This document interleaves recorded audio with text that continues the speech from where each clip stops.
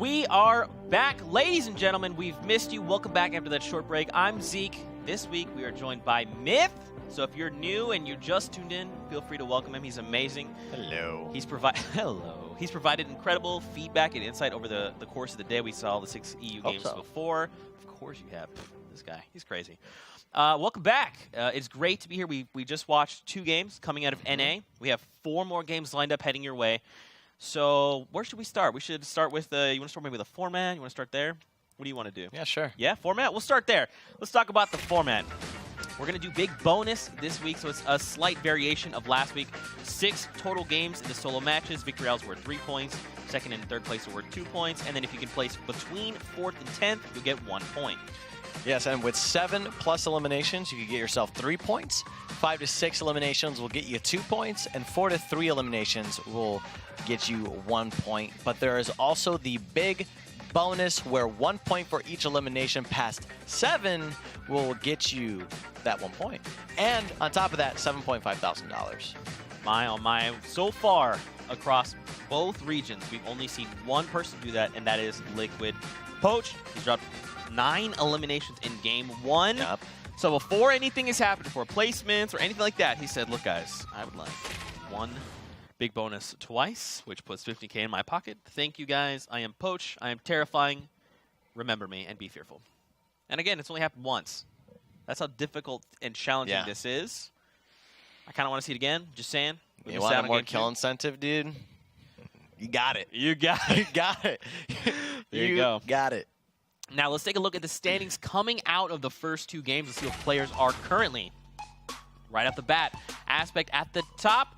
Now don't forget, we got 2 Lucky Llamas placing in 1st and 2nd. Now they're tied, but if you're a Lucky Llama fan, you're really happy, especially Liquid Vivid. I just put it together.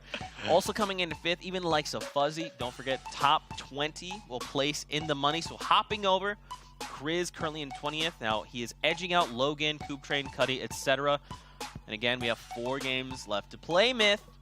It's going to be a good last final few days. Now, something we wanted to touch on before getting to the next few games is the support a creator event.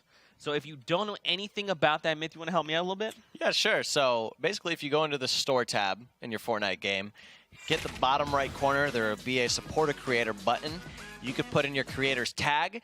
You put in my tag, TSM_Myth, and you'll support a creator. So whenever you buy V-Bucks, you'll essentially help that creator out, give a little back toward them monetarily. That's right. And don't forget, this event runs from now through December 31st.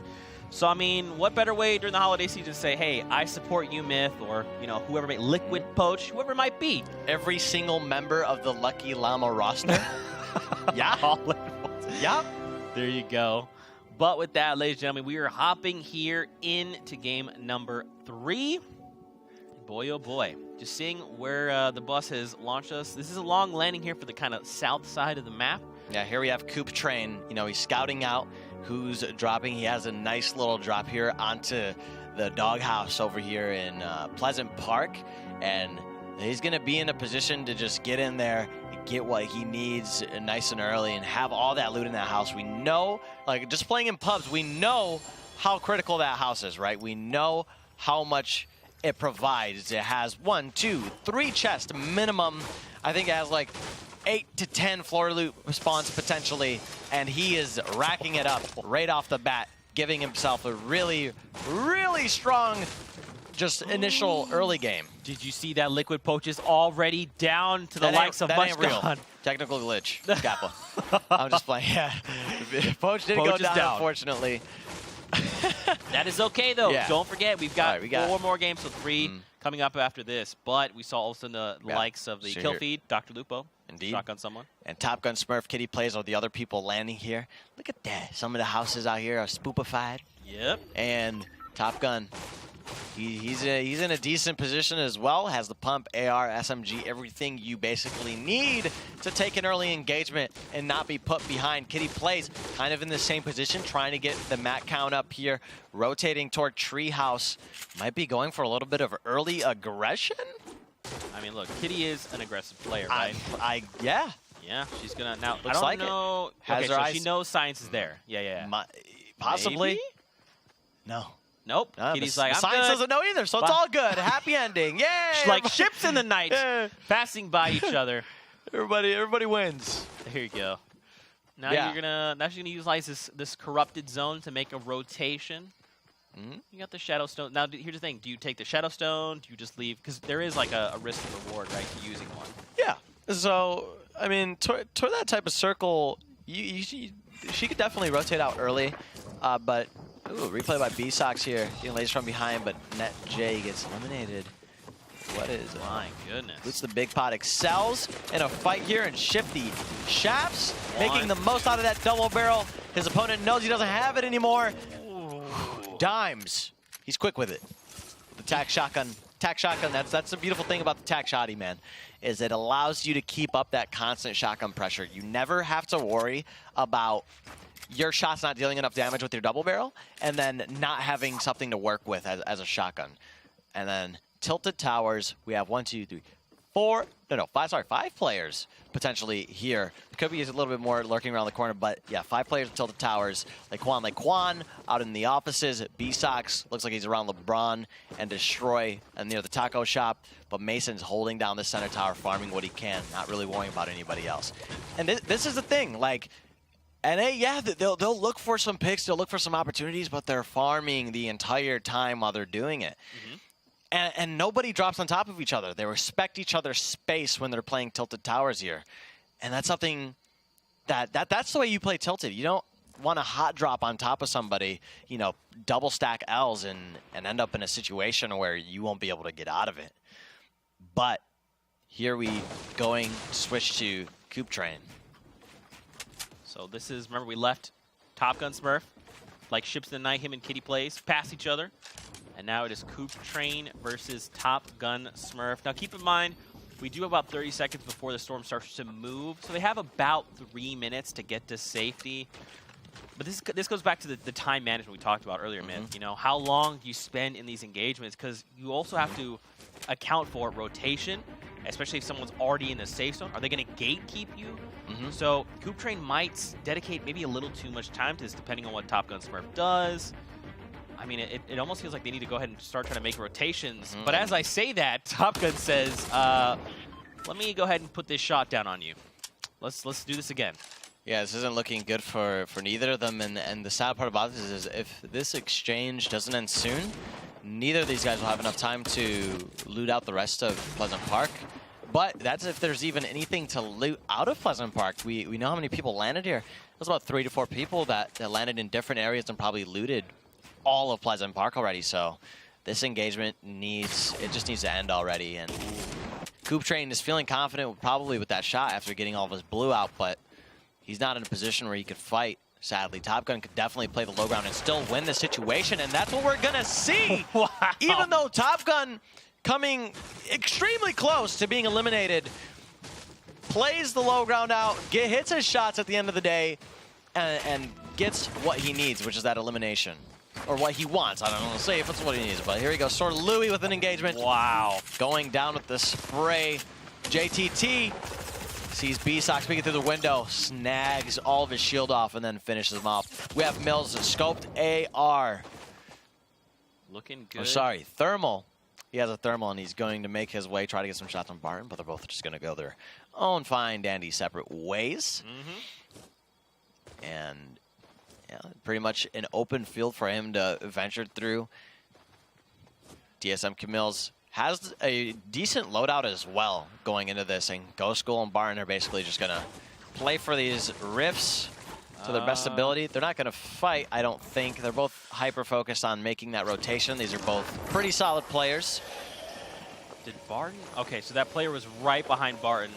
Yeah. But he ends up taking the rift, bailing out. And they both It's dip. Go School. Okay. That's that brotherly mutual agreement that you see between pros. That's that good stuff. That's that, hey, you smart, you smart. Respect. I appreciate you. Here's the rift. Let's go take it. You go that way, I go this way. And now look at this rotation. Watching the top right of the minimap, you saw a lot of players starting to rotate in through Tilted Towers. And over here, all the way in Wailing, we see Envy Gorilla versus Kayun.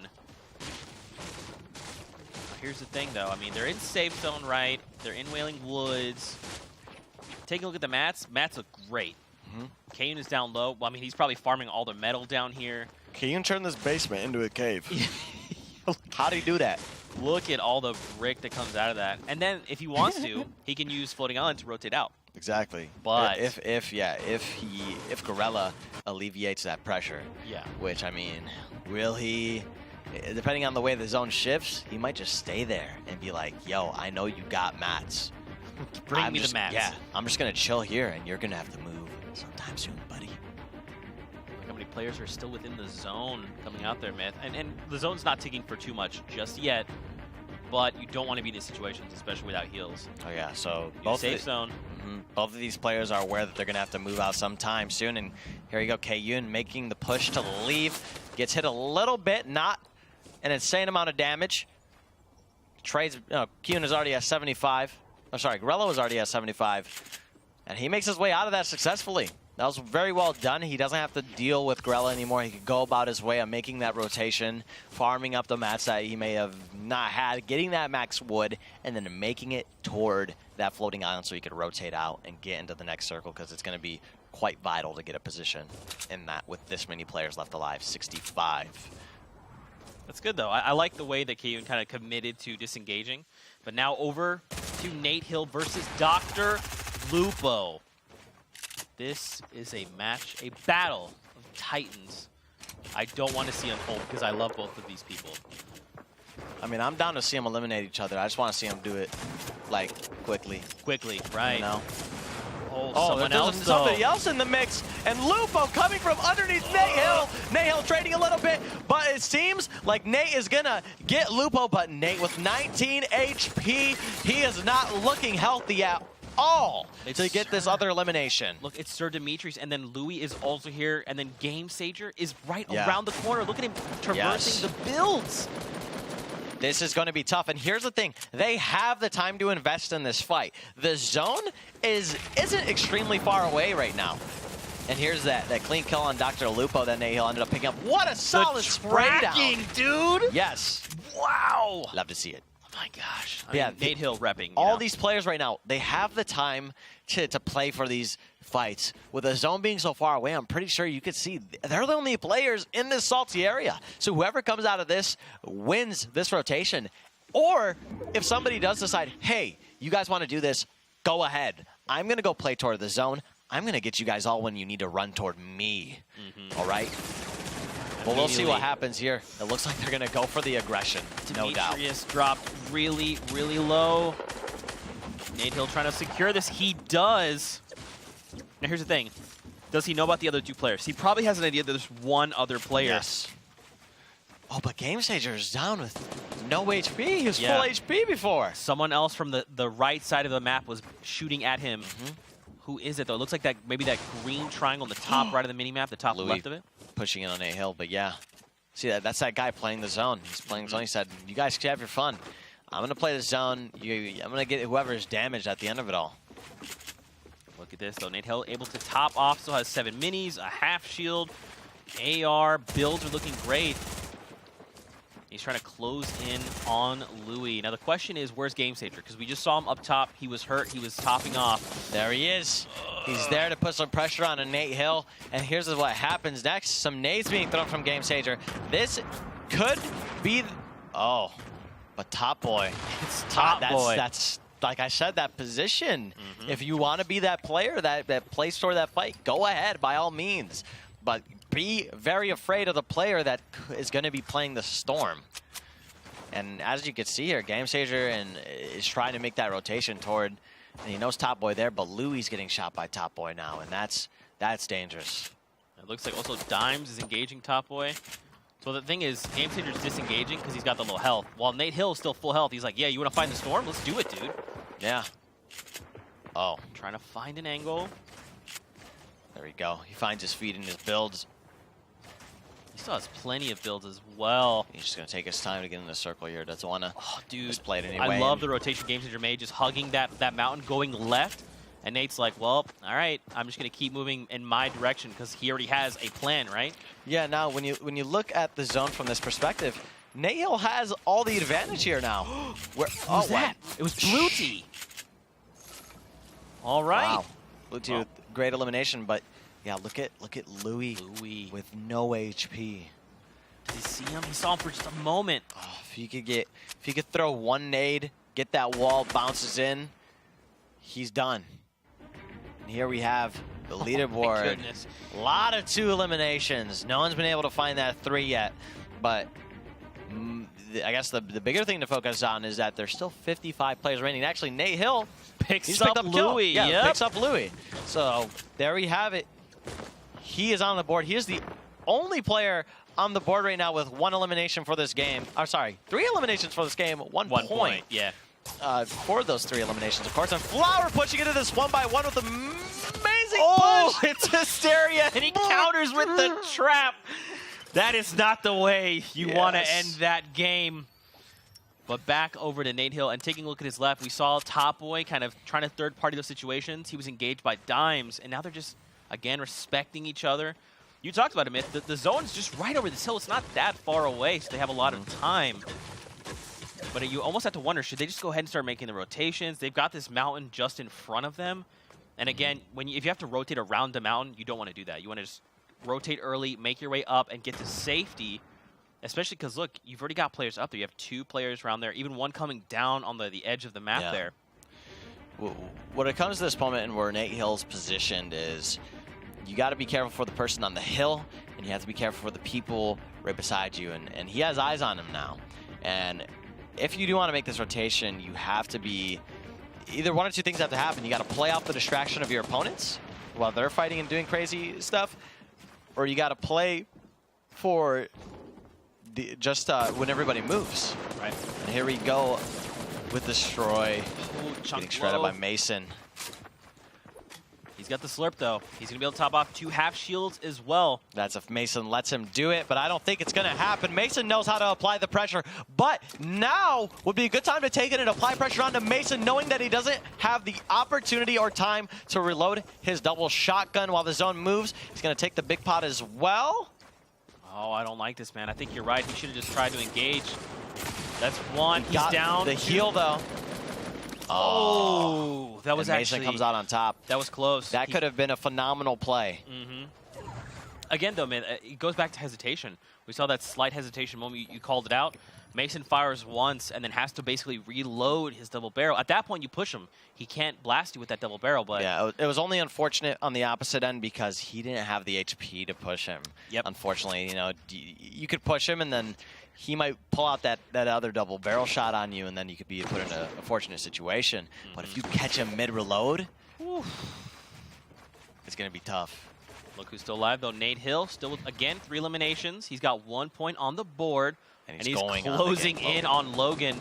And down below are Baldy and Choppa down. Myth, look at the new safe zone. It's favoring them right now. It's just good for a lot of people involved. The people on the hill don't have to play too far up. Take it back. It's not good for everybody. There is a whole lot of people on the north side of the circle. And let me tell you, that's not going to be the funnest time. Yeah, I mean, especially considering that a lot of these players have already fortified. They don't have to do anything. They just wait for the timer to tick down. They wait for players to start moving, and they're like, cool, I'm literally just going to sit here and play the long game. You start rotating, I'm going to take the shots. They need to have something to rotate, plain and simple. Like I said, their rotation isn't going to be enjoyable at all with these people that are already in the circle. There's people already established. Like, you know, people the likes of Tfue with the sniper they're going to be waiting for you to come through the circle. Man, Mason's still moving around here. Now, what's interesting, he's kind of like on the edge of Loot Lake, so his rotation isn't that bad, because keep in mind, if you don't know, the storm closes slower the closer it is to that safe zone. He's going to have a lot of extra time getting safely in there, but you still have the likes of like Shivzy, Ghost Ghoul, Nikiski, who are on the edge there. Even Kiwis is close by Loot Late, so Mason's going to have a tough time rotating over. Tfue, man, he's just chilling, doing what Tfue does, just very simple build, trying to find information, gather up where players are. As I see people from that north side starting to use their means of, you know, rotational mobility, because they know that that's a difficult rotation, that it's not an easy way to get in, and if they want to have some sort of longevity into the game, they need to do that. Wild here is taking advantage of the fact that everyone's already gone. So Yeah. just making his way in slowly but surely. I mean, look at all these builds that just exist. He just follows up. They're all gone.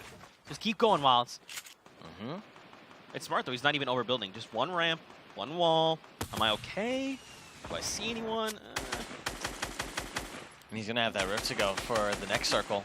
If it shifts onto the hill, that's going to be the time to use it. Nate Hill in the same position that we left them off with the next time. Those are people underneath them. People are just really trying to get these eliminations in now. Gank, Logan goes down to chop it down. Nate Hill's just sitting here trying to apply some pressure. And again, man, he hasn't really expended too much, like as far as resources. Obviously, quite a bit of ammo, just trying to apply a little bit of pressure. But all in all, he's pretty safe right now. He's not too far from the current safe zone. But Nate Hill with 336 materials, Zeke. That is something to be worried about. Yeah. That is something to be worried about when 37 people remain in the circle. I mean, look at the top right of the mini-map right now. Look how many players are already within the safe zone. Look how many still need to get there. I mean, because some of that new safe zone is within the storm circle, you only have so much effective play space. So you're going to have players coming in from basically only 2 angles. And look how many guys have already posted up. They're fortified. They're ready to go. They're like, hey, everyone, come on, funnel in. Look at that. Just the congestion happening. Still 37 players left alive, Myth. 10 seconds left to go till the circle starts moving. And then we'll get into the fun. Tfue, one of those players that needs to rotate into the circle. Not an insane rotation that he needs to make. It's not too far, so he's going to try to find some of these picks or some of these eliminations as people need, or the people that are more worried about the rotations try to move in. Heavy sniper rifle, not connecting. We got Harry on 3 eliminations. Phenomenal player. Trying to make his way through this build, trying to eliminate this opponent if he can. Myth, it's go time. Storm's moving. It's going to start funneling people in together. Everyone's starting to scramble a little bit. Tfue snipes Wild. You've got Nikiski, takes down Dimes. Ghost Fool takes down Jay Cuddy. Zate finding Horrify. Tfue sniping Nikiski as well. So Tfue sitting on 3 eliminations. Envy Gorilla taking down Kennen. Shipsy is down. Tfue sniping Blue Team. All right, puts him on top of the match who with put 4 a sniper eliminations. rifle in Tfue's hands? Who did it? Stop it. Chop it down. Eliminates Nate Hill, so Nate is down, and now we're down to 24 players. My goodness, look at his mats. I feel like Tfue is one of those players that he's very, he has a lot of knowledge as far as like when to use mats and when not to use them. He's very conservative, you know. He knows exactly what he needs to put down, never overbuilds. And this is like the standard Tfue, right? The 1x1, ceiling up top, and then cone in the center there. And then you edit the wall, you peek behind the cone. That way if someone does shoot back, there's a chance they'll hit the cone instead of you. Playing it pretty smart. New safe zone though, hard west. That's definitely going to be quite the shift.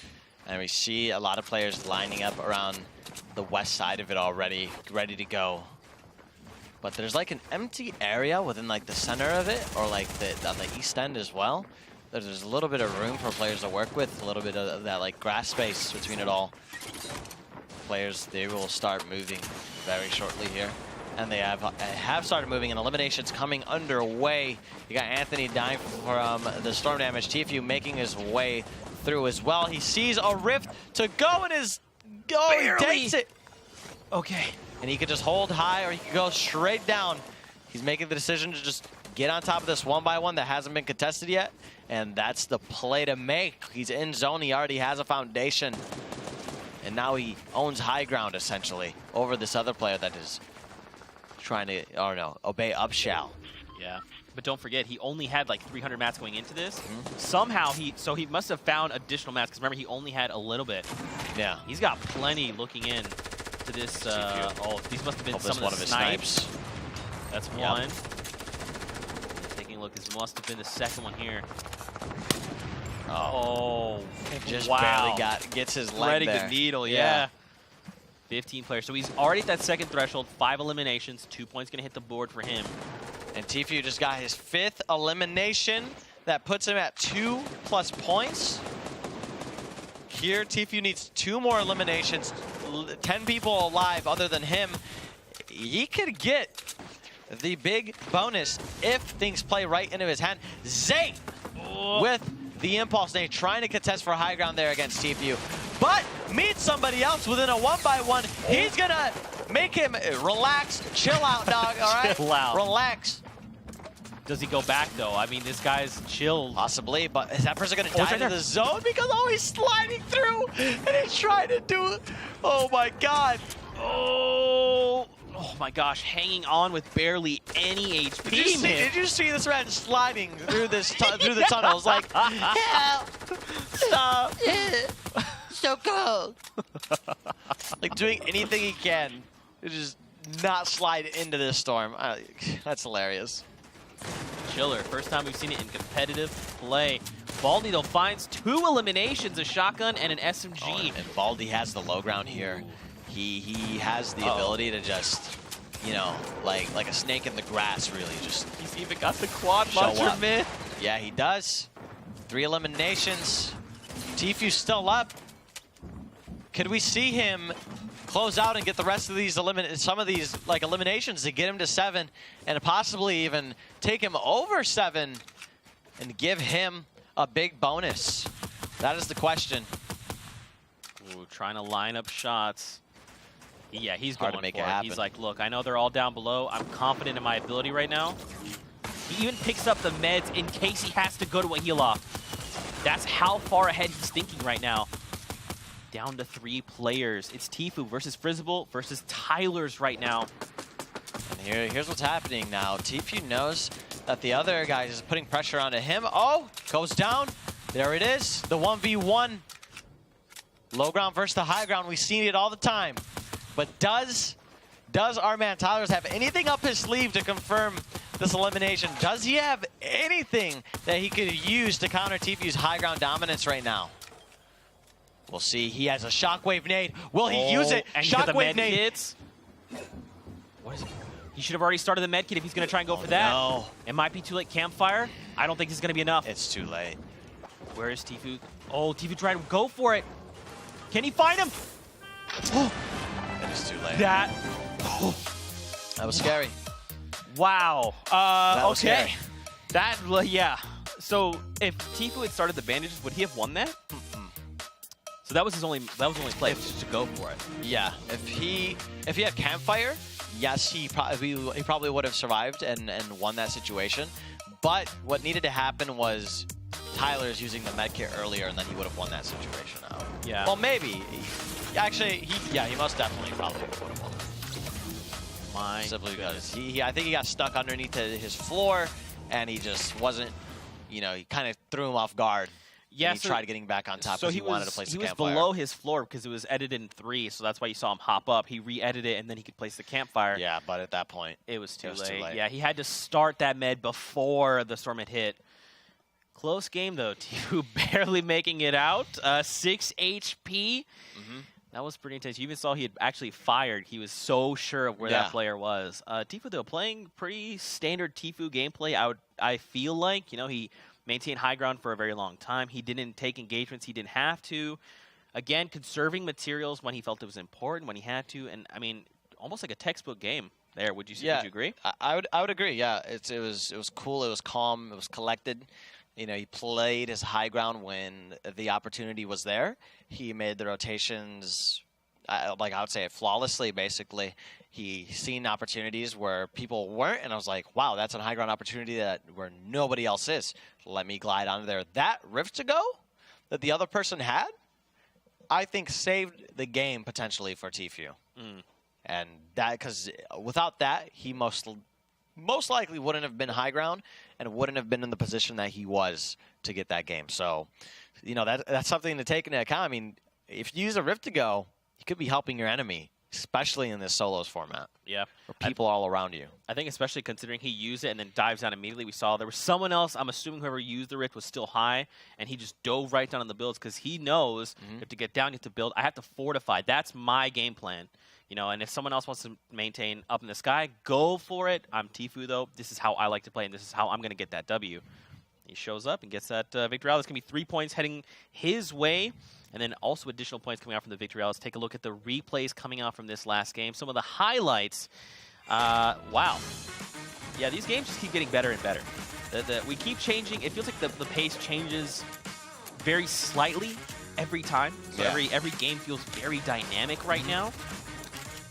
But man, it's just constant action the entire time. And it's really clean play all around. No, I have to agree. You know, we haven't seen any insane eliminations like we did the first game, but I think there's no doubt that we'll see some of that once the circle sort of permits for that type of play. A lot of these past circles that we had, there's been a lot of the high ground, you know, integrated with it. And if we see something like one of the first game circles where it was more based on, like, it wasn't just simply, there weren't multiple points of contention for high ground. There was that one hill, and it's either you worked up it or you worked like under it. And as you see, like Poach worked under it, and he was able to get a bunch of picks and rotations off of people coming down. So I'm interested to see if maybe next game circle will play toward that type of high kill game. Maybe see another big bonus happen. We got pretty close this last game again to a big bonus. If you're just tuning in, Poach is the only player all day to have actually acquired the big bonus, picking up 2 eliminations after 7, so 9 total. Again, we have, I believe, 3 more games left to play. We also have an update. We've got standings, Smith. Let's take a look and see where players are currently. So with that game, Tfue bumps up now with 9 points. He takes away now. Let's take note. You're making a face. Top. I'm not making a face. 2 to 3 and 4, all Lucky Llamas. All right. You got Aspect, Poach, and Liquid, Vivid. Now, don't forget, top 20 will place in the money. So hopping over, let's see currently who sits in that 20th spot. Right now, it's Tyler's. So he's just edging out Mason. Now, take a look. He has 2 points. Right below him, 21st. Mason has 1. So it's very, very close. Yeah. If Mason could have picked up those eliminations, man, could have been a point. Definitely. And I also want to note that Tfue, he just picked up the first back-to-back elimination in the fall skirmish. Oh, no, not elimination, sorry. Victory Royale. Victory Royale. Yeah. Oh. So that's big. Okay. Well, there you go. There you have it. My goodness. It feels like these games are almost a blur. You know, there's so much going on all at the same time. But I think what we're kind of starting to see a lot of is just that consistency, right? There's kind of like this play you have to do and almost a plan going into late game. You're either going to play for these high eliminations to try and get these elimination bonuses. Sometimes I actually don't think we've seen players going into the final circle yet that don't have eliminations. They always have at least one, right? Because even in EU, we saw there was a lot of players that were like, hey, we're last 20 and 15 of us don't have anything. Yeah. So what's the plan now, right? Even seeing Tfue pick up the bandages there toward the end, he was like, look, there's a possibility of heal off. I'm going to be ready for it. They're just bandages. He didn't end up using them. He didn't need to. But that's kind of how far ahead these players are thinking. Yeah. It's pretty interesting. No doubt. What do you think? No doubt. What do you think? Are you watching EU and NA play, right? Obviously, you're probably more a fan of NA, right? Because more action, obviously. I mean, I think we all agree with that. Do you think NA has possibly learned things from EU, watching them play earlier? I feel like that big bonus, man. They've probably picked up a few little pointers coming out of there. Possibly, but it hasn't been anything that I haven't like expected out of NA play. You know, they haven't done anything extreme. To you know, to the day of a tournament, right? To look at the way people in another region play the game and be like, yeah, I'm gonna do that, and then just throw away your game plan. It's kind of risky overall, but I think like what we're seeing, like I said before, is just traditional, typical, you know, NA gameplay where people do such a good job of playing the early and mid game that a lot of people survive and end up in those late game circles and make it to that late game, and that's exactly what I think we're seeing here. Absolutely. What about you guys at home? How are you enjoying all the action? Don't forget to use that hashtag Fall Skirmish. We love having to hear what you have to say. That was a tongue twister if I've ever had.